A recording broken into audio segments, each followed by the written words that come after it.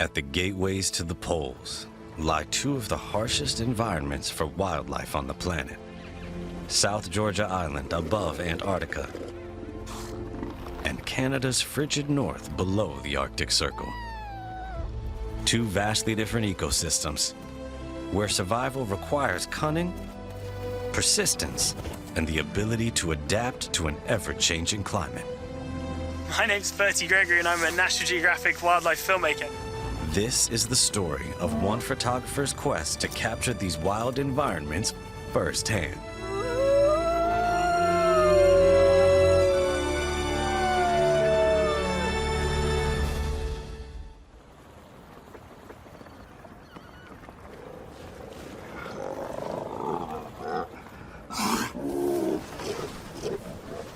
Five or 6 days sailing ahead of us, 870 miles. Right, let's cast off on the bow and cast off on the stern. We're on our way. Wildlife photographer Bertie Gregory begins his polar journey in the Falkland Islands, but this isn't his final destination. He's heading southeast to one of the last pieces of land between here and Antarctica. The island of South Georgia has no permanent human population, but it's full of wildlife. Until the boat gets closer, he'll only see a few travelers along the way. Hey, dude!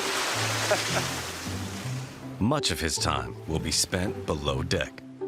I thought I'd give you a bit of a boat tour, and I'm going to do this quick because otherwise I'm going to be sick. We're currently in the forepeak right at the front of our boat. All the kit is packed in with pillows so that as the boat rocks and rolls in the swell, it's all kept nice and snug. This is where I sleep.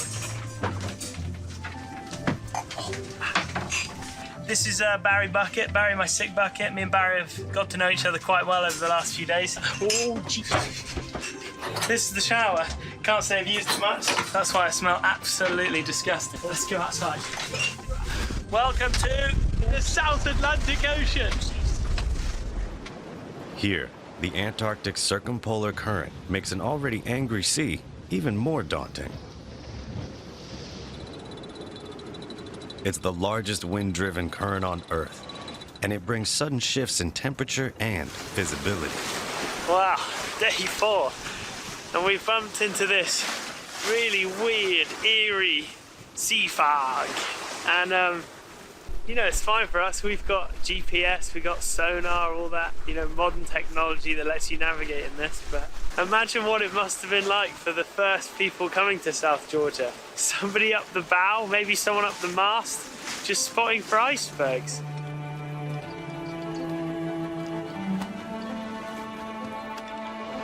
The extreme winds and cold here are huge deterrents for human life. But the ACC actually creates the perfect conditions for wildlife. The current is very nutrient-rich, and the underwater topography surrounding South Georgia channels these nutrients up to the surface, kicking off a food chain bonanza. This is nuts!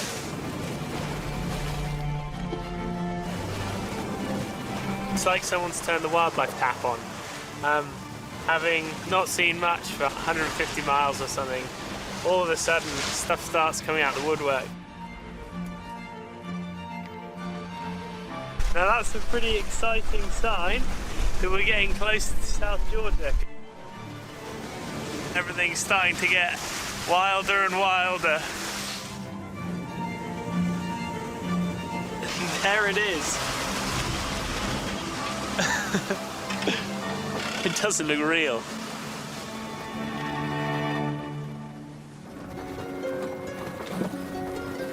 Cold and desolate in the south, glaciers miles long.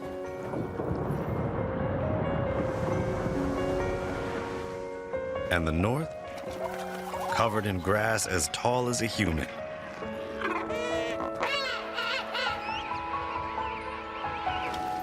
Bertie and his team have arrived to South Georgia Island.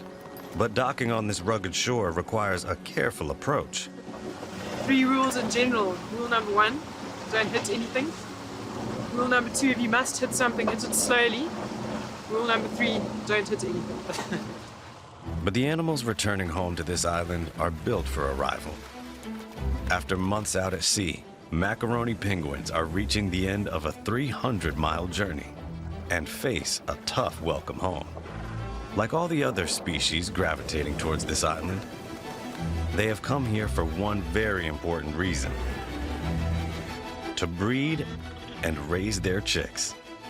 This is the season that penguins, elephant seals, albatross, and fur seals all make their return from their open ocean wanderings to start a new generation on land. This place is so much like Jurassic Park. I kind of feel like we're going to get picked off by a velociraptor at any moment. The only difference is the velociraptors are a lot fatter, a bit more grumpy, and they're called fur seals. Okay, we're going. Sorry. Didn't seem very pleased to see us. They're all jacked up on hormones because it's the height of the breeding season for them. We definitely got to keep an eye out for them up in this tussock grass, because the seal you can see is fine, it's the seal that you don't see. There's one we can see, he's fine. Hey dude.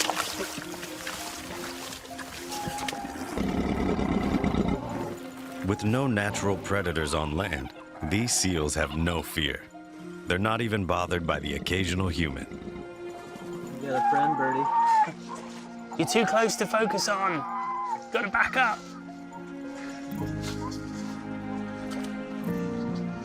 Oh, don't slobber on the lens. Not long ago here, the water ran red with the blood of Antarctic fur seals. From millions, only 400 survived. When Captain James Cook first arrived here in 1775, he thought he had finally found Antarctica. But after rounding the southern tip, he realized it was just an island. He was so angry, he even named it Cape Disappointment. A consequence of Captain Cook's discovery was that he sent word back to England that the place was packed full of seals. The first boats arrived just a few years later. Living conditions were terrible. But business was great. 112,000 pelts in just one season alone. By the 20th century, the whalers had followed suit. Boats got bigger, and so did their captures. The largest whale ever recorded on our planet was a 110-foot-long female blue whale. She was processed in the brand new station of Grytviken in 1912.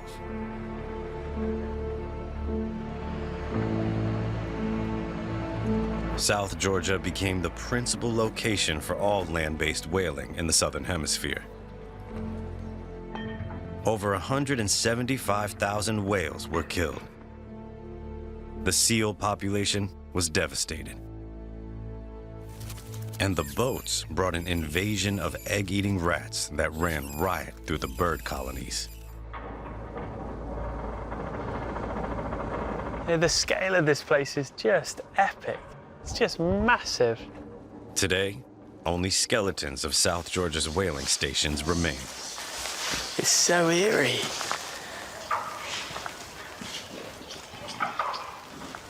And to think that we had the understanding that there's only so hard you can push populations of whales and seals, but we just kept going and going and going, because it was all about short-term economic gain, not long-term sustainability.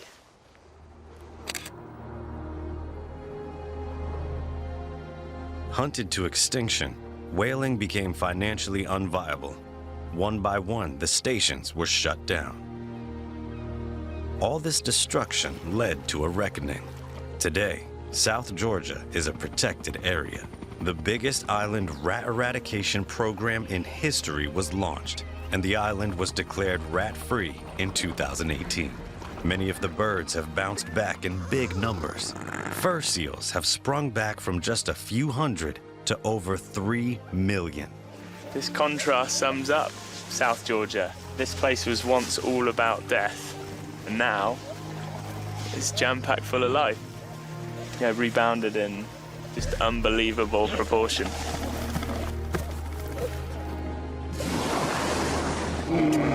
Ah, listen to that.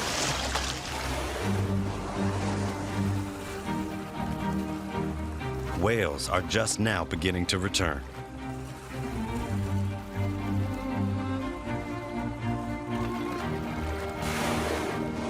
Southern right whales are one of the longest living animals, and so there's a good chance that one of these whales was alive whilst whaling was going on South Georgia. So to know that they're now coming back and they're having a go at some mating, it's great news for the whales, great news for South Georgia, and obviously great news for the whole concept of a second chance. It was less than 100 years ago that penguins were being used as kindling for whaling station fires.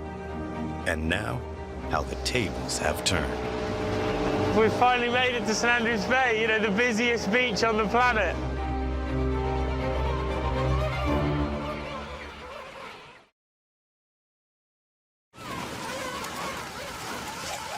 You know, it's funny, when you read about king penguins on paper, you know, you read they dive to 300 meters, 1,000 feet in some of the roughest ocean in the world. And then they come back to here, this kind of blizzard, snow-covered mountainous island to breed. And you meet them and they're just totally unfazed. Hello. Some of these adults might not have set foot on land or seen their chicks for 5 months.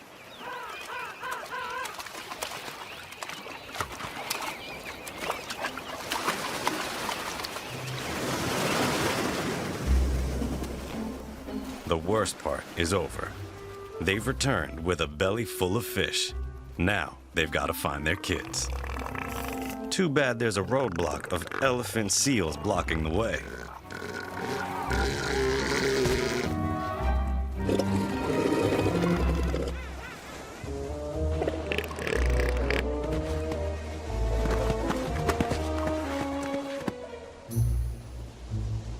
This is a filming problem I've never experienced before. Look, I'm trying to film penguins, okay? Stop bumping me. It's really hard, it's a really long lens. Yes, I know you want to play.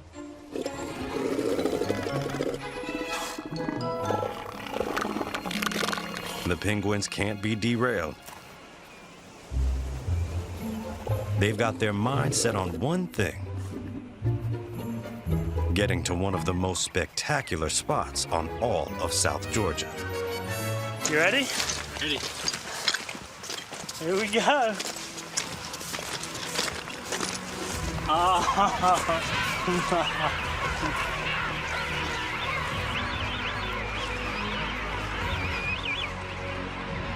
400,000 king penguins.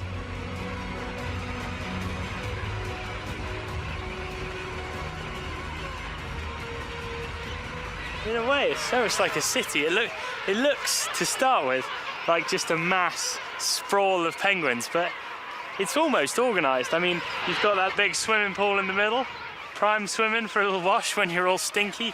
Then on the left, there's a bunch missing a load of feathers. They're in the process of molting, so in our city comparison, I guess we could say that was the hospital. And then start to see a bit of movement. I guess that's their highways through the colony. And then the biggest supermarket in the world, packed full of lanternfish, which is their primary prey here. And then there's the creche. When the chicks are 5 weeks old, their parents leave them in a kindergarten. Food becomes scarce during the winter, so both of the parents have to go out into the open ocean to hunt. Depending on their luck, they might not return for months. The parents' absence and the brutal weather conditions make the chicks vulnerable. And that's why the giant petrels are here. Giant petrels hunt king penguin chicks by spotting a weak one that's strayed away from the creche.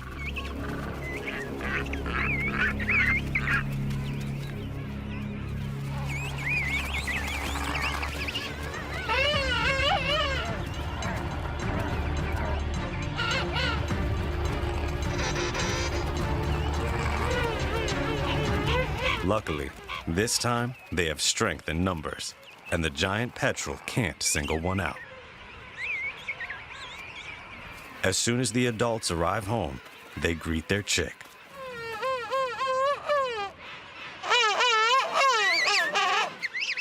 And then the chick's like, all right, enough with the showing off, now give me some food. And scientists actually found that towards the end of the foraging trips, the bellies of the penguins drop significantly below 37 degrees, which is their normal body temperature.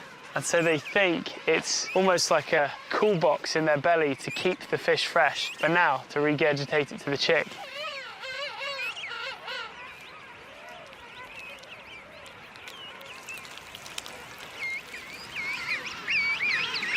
Oh, you totally saw the food come out. That's wicked. Slash a bit gross.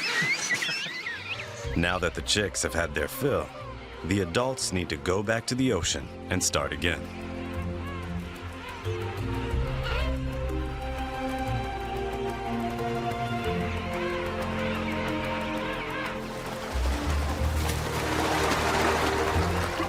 And there they go. Back out to sea, off to get another belly full of fish for their chick.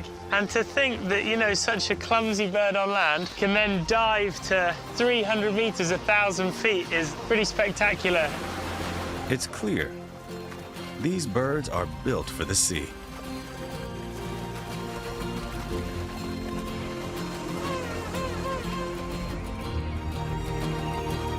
But in or out of the water, few are tougher than the king penguin's cousins, the macaronis. Right now, these macaroni penguins are returning home to feed their young ones. But their chicks aren't waiting in a beachside village. They're at the top of a sheer cliff. Giant waves, razor-sharp rocks, and hungry seals make getting to them no piece of cake. Right, here we go. Gotta think like a penguin, swim like a penguin, be a penguin. Oh, hang on, lens cap. That would have been awkward.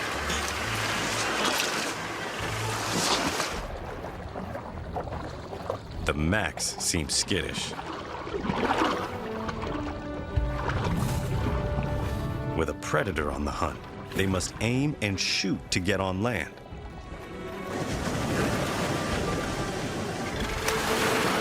These penguins are totally bonkers. They seem to choose the biggest waves to give them a good run up onto the rocks, but whenever they come through, all underwater visibility disappears. So I guess they just must shoot and hope they land on the right rock.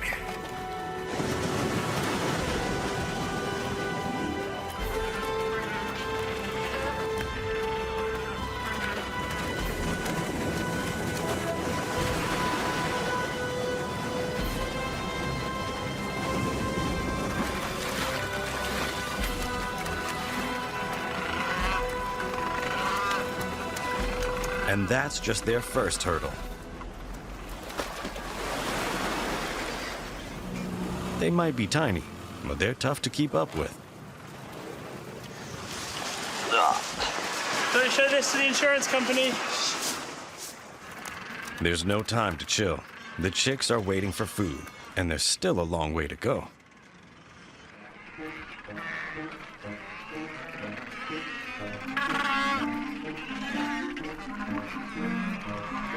The Macs have to be much more than pro surfers. They need to be mountain climbers too.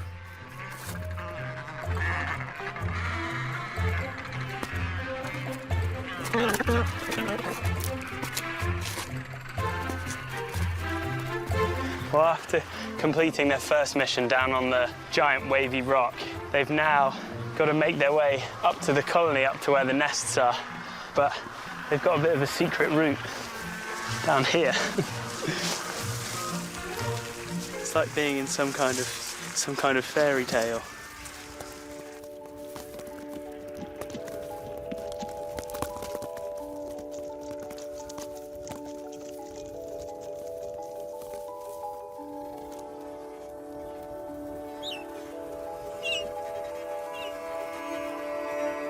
Mom's made it back. Incredibly, this pair returns to exactly the same nest year after year.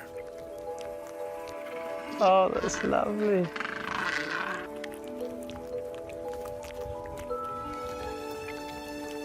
Unfortunately, These penguins don't have much family time. And now it's Dad's turn to go out to sea. The trek out to sea is packed full of its own dangers, so the Macs need to tread carefully.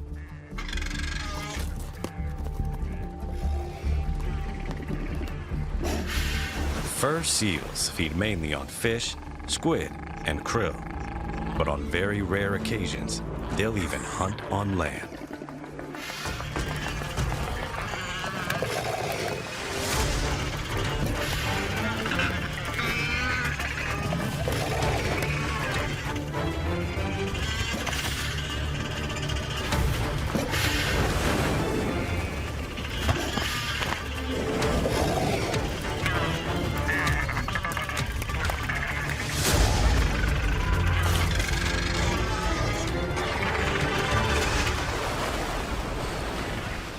You know, it's not often you see something that raw. And unfortunately, whilst that little macaroni that was being thrashed around did manage to get away from the fur seal, it hasn't survived.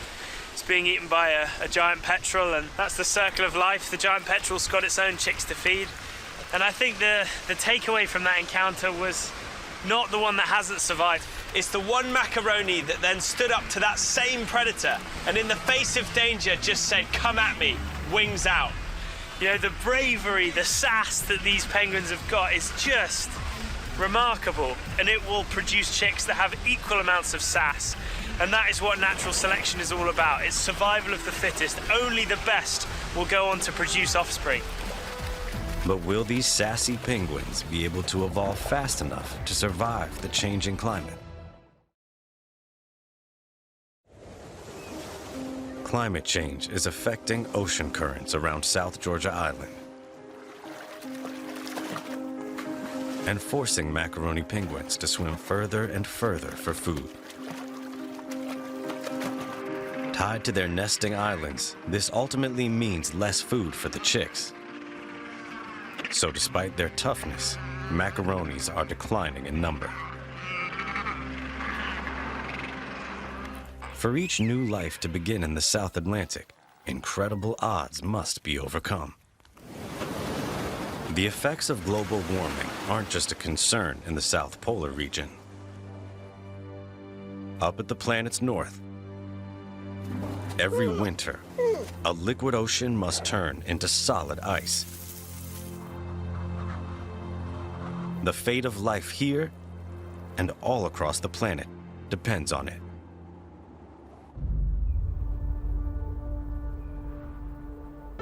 It's October in northern Canada, and the days are getting shorter. By now, the summer visitors have fled the frigid north. But Birdie and his crew are heading straight into the heart of it. He's come to film how the animals are faring under the changing conditions in this remote wilderness. Starting with the planet's largest land carnivores, and one of the only predators that have been known to actually hunt humans, polar bears. And right about now, they're hungry.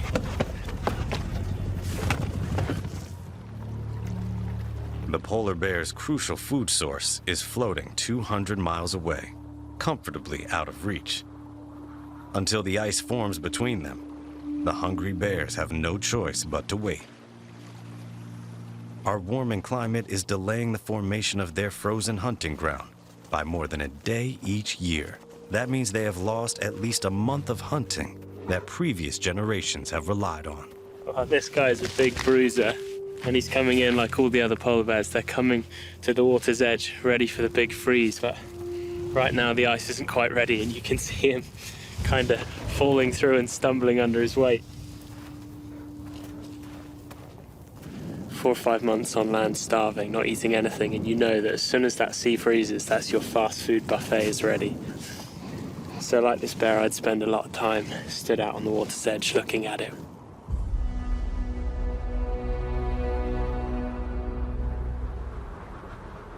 It's been 4 months since his last meal. The ice can't come soon enough.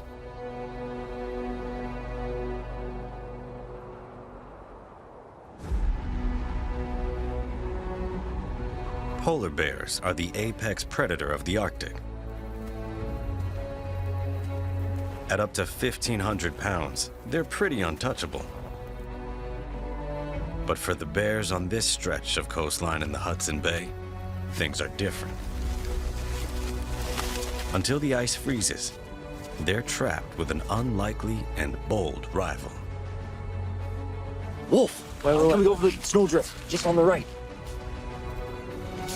He's going for the bear.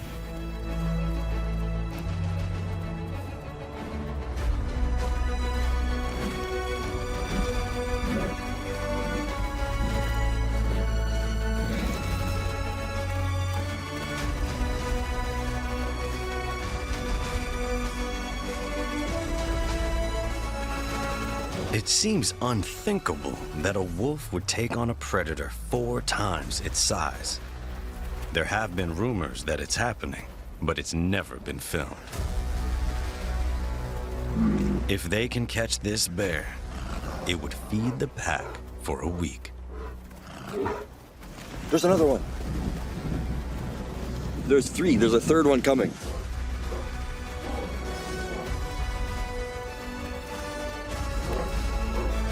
A big pack of wolves could take down a polar bear. But with only 3 against 1, who is predator and who is prey?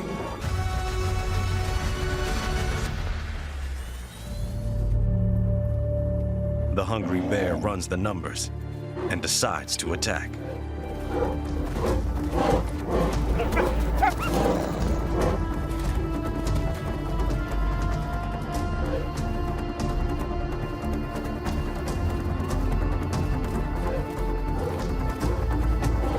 Look at it go, jeez.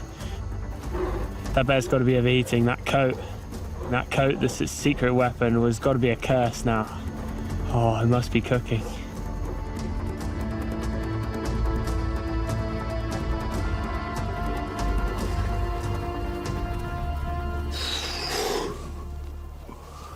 That is not a chase you see every day. I mean, the boldness of these wolves is just ridiculous.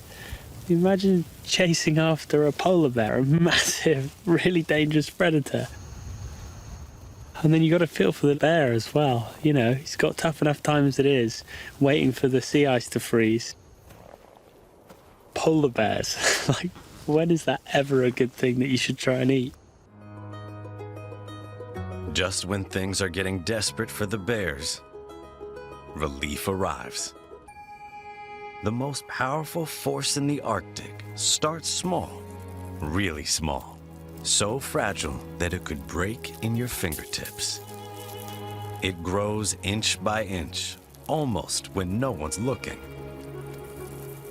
But once it starts, there's no stopping it.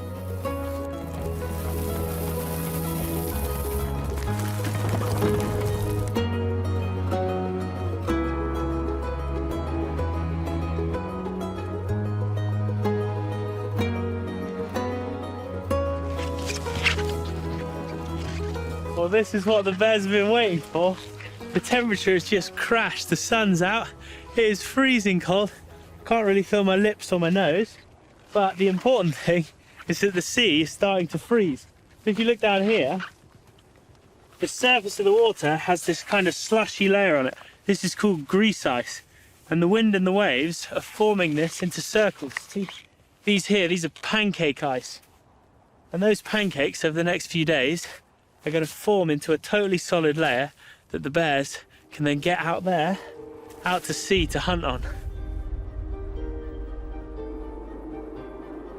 When the water hits 28.8 Fahrenheit, it doesn't take long for the rest to happen. And finally, what was thousands of miles of liquid has turned into this rock-solid ice pathway across the ocean.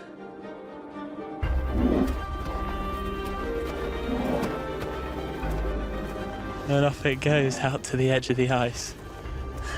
It's amazing to think that most bears in the Northern Hemisphere, you know, brown bears, black bears, they're all going to sleep now, or they're already asleep. Meanwhile, these polar bears are just starting in one of their most active times.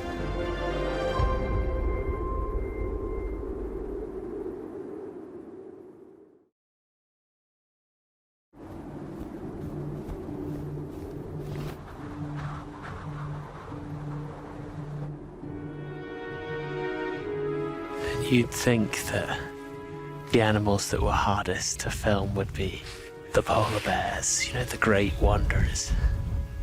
But really, it's these small animals that are proving the most difficult.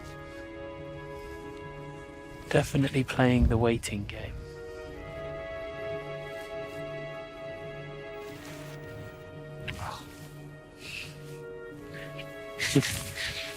You got to be so careful not to breathe out on your binoculars like I've just done, because all of the steam goes onto the lenses and then it freezes.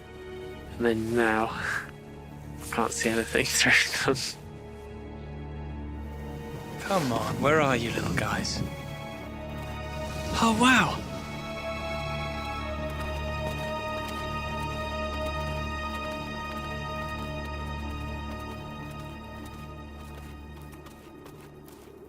You see these Arctic fox bouncing about little bundles of fluff with their little smiley faces.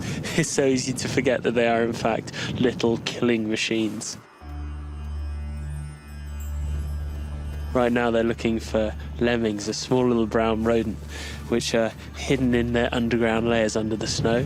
And the fox is using its incredible sense of hearing to basically listen for the little footsteps of the lemming as it moves about under the snow. And then when they've found a lemming under the snow, well, they then have a pretty extraordinary hunting strategy.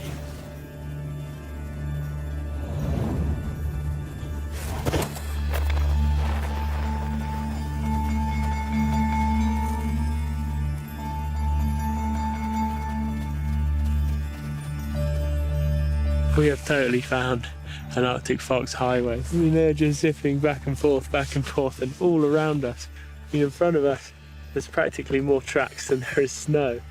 And these fox are smart. You know, while the weather's good like this, sun's out, not much wind, it's good hunting conditions, they'll just keep hunting even when they're full. I mean, they're only small, so they can't eat much in one sitting, but they'll keep hunting, and then they're storing it underground, in little underground kind of meat lockers, so that when the weather's bad and they can't hunt, they can still live off that.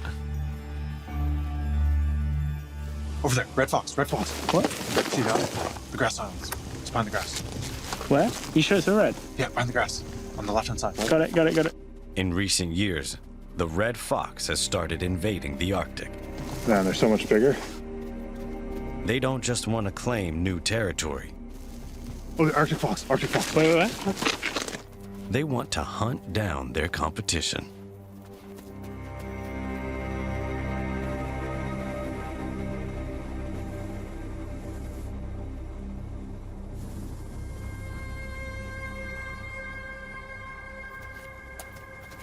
And that Arctic fox is not hanging around. It is gone. I mean, that presence of a red fox is, well, a big problem for those Arctics. The red's much bigger and it just totally outcompetes the Arctics. And that's really a symbol of the warming climate here. It's allowing the range of the red fox to push further north into the Arctics. The Arctic fox is forced to search for new hunting ground beyond his shrinking territory. Pushed further north where the sun disappears for months. He'll be hunting underneath nothing but the Aurora Borealis, the Northern Lights. The season of ice has begun.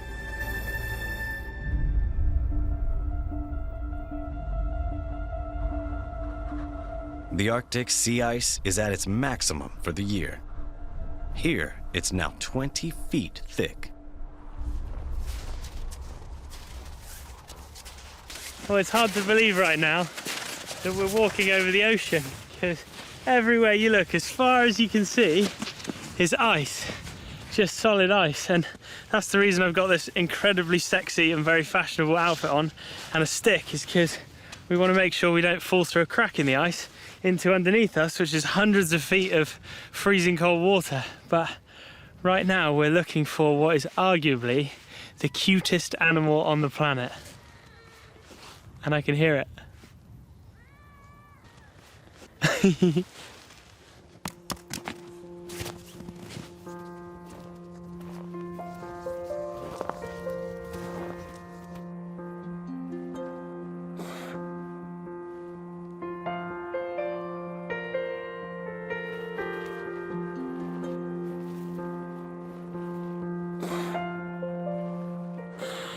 This beautiful little animal, hello, is a harp seal pup. And it was born here on the ice about 4 or 5 days ago, judging by its size. And whilst it's pretty chilled, pretty relaxed with us, it doesn't really know what we are. I'm sure its mum's going to be a lot more nervous, so she's probably around here somewhere underwater. So we're going to back off and see if she wants to come and hang out.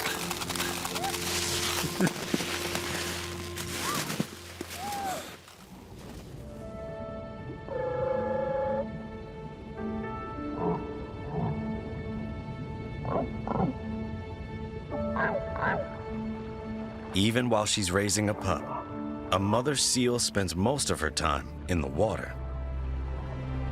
Once every few hours, she emerges to feed her pup.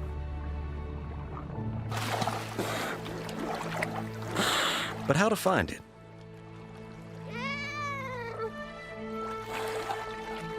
In a colony of thousands, she has to be certain which pup is hers.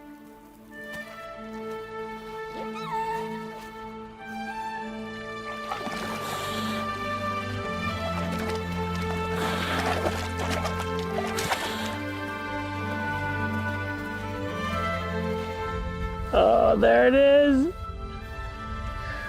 And there's the kiss. This is what harp seals are famous for. That kiss is how the mum and pup recognise each other. Because there aren't just a few mums and pups in this area. They are everywhere, so it's really important that the mum knows how to find the pup and she can recognise it to make sure she's feeding the right pup.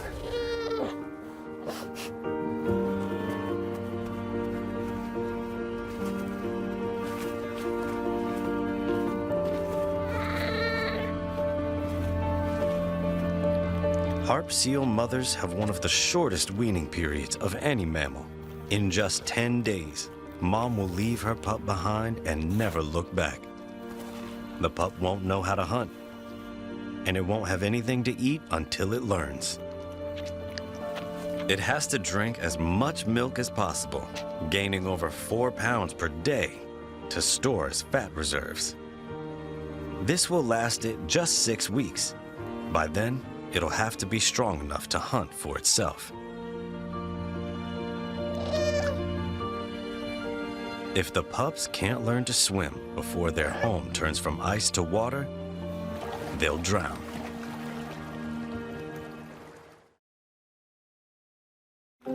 Spring in the Arctic is defined by the ice melt. Our changing climate is making early ice breakups increasingly common. A few days could mean the difference between life and death for harp seals. In 2017, the ice broke up so early that the entire colony of pups drowned overnight.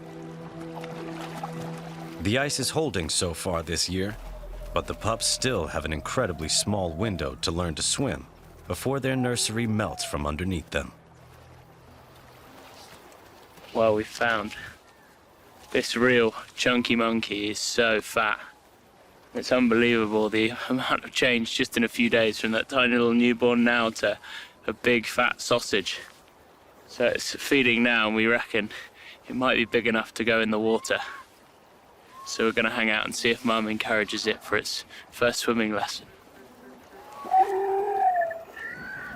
So the pups have got their swim coach. I've got my own swim coach. She's keeping me safe. Isn't that right, Norman? Yes, is right. And we've got a system. Yeah. If Norman tugs once, that means everything's okay. 2 tugs, there's something to look at. 3 tugs, come back to me. 4 tugs, come back. 4 tugs and more, come back really fast because there's a giant piece of ice about to crush me.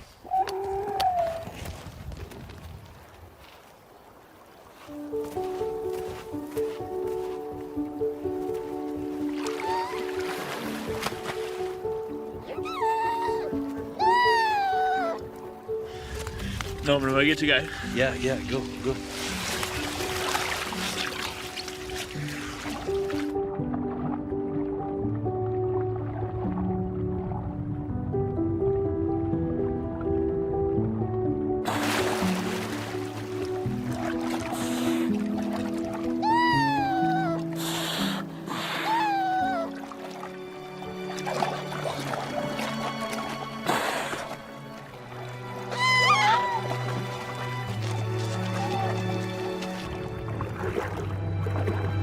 look how she's using her giant belly as a big swim float to help the pup breathe.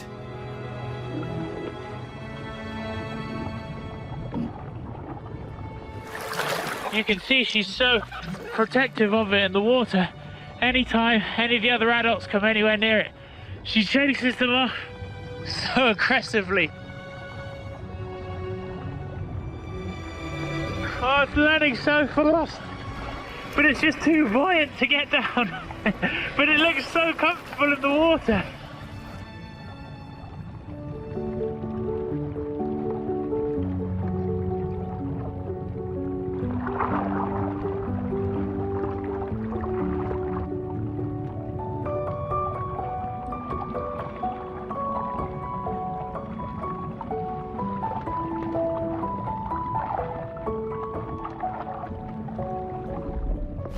It's really doing it! It's swimming!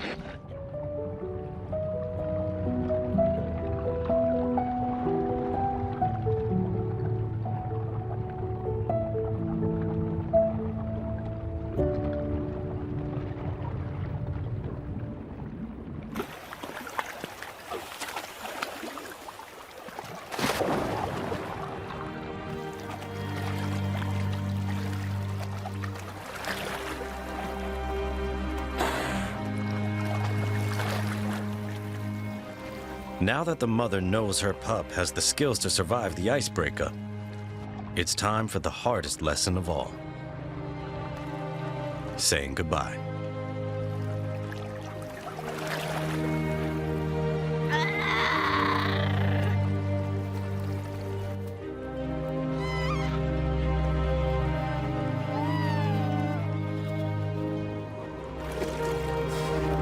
Male harp seals gather nearby, waiting to mate with the females. Kate, getting in. It's time for the adults to join and migrate back to the north.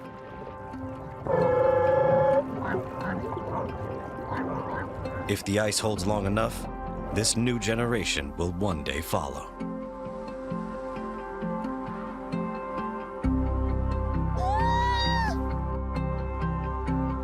The Arctic is warming faster than any other place on Earth.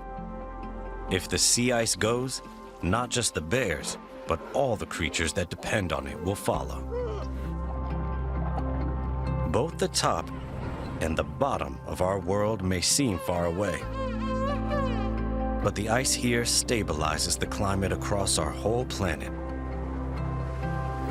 Without it, humans are in trouble too. But there is hope. If we harness clean energy, use land more efficiently, and replant the forests.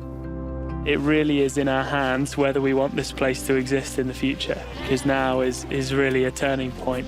Do we let it go, or do we band together to make sure that it survives into the next century?